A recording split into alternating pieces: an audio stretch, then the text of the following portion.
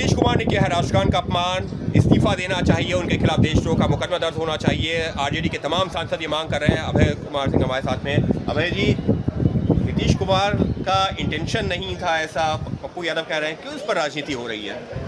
देखिए, अब पप्पू जी क्या कर रहे हैं, हमें उस पर कुछ कमेंट्स नहीं करना है, लेकिन जिस तरह का व्यवहार माननीय नीतीश कुमार जी का आए दिन आपने देखा महात्मा गांधी जी की पुण्यतिथि पर किस तरह का व्यवहार हुआ, और कल तो बड़ा ही गजब हो गया राष्ट्रगान। और निश्चित तौर पर मैं समझता हूं कि अगर इस तरह का कोई वाकया अगर कोई आम इंसान किए हो तो अब तक तो सब कुछ उस पर हो जाता है। लेकिन ठीक है, FIR नहीं, कम से कम उनको माफ़ी तो मांगना चाहिए कि नहीं, हमसे ये गलती हुई, इस तरह की गलती नहीं करना चाहिए था।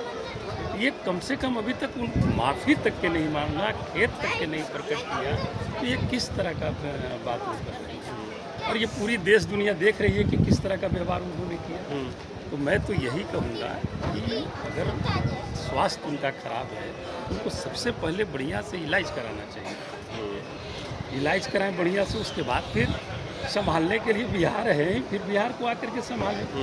और ऐसे किस रूप में वो बिहार के संभाल सकते हैं, तो ये तो यही ना हम लोग कह सकते हैं कि बैसाखी के सहारे अभी वहाँ पर राज्य सरकार चल रही है। लेकिन वो तो NDA का चेहरा है, लगातार ये कहा जा रहा है उन्हीं के नेतृत्व में चुनाव लड़ा जाएगा। अच्छी बात है, NDA का चेहरा है, वो अच्छी बात है।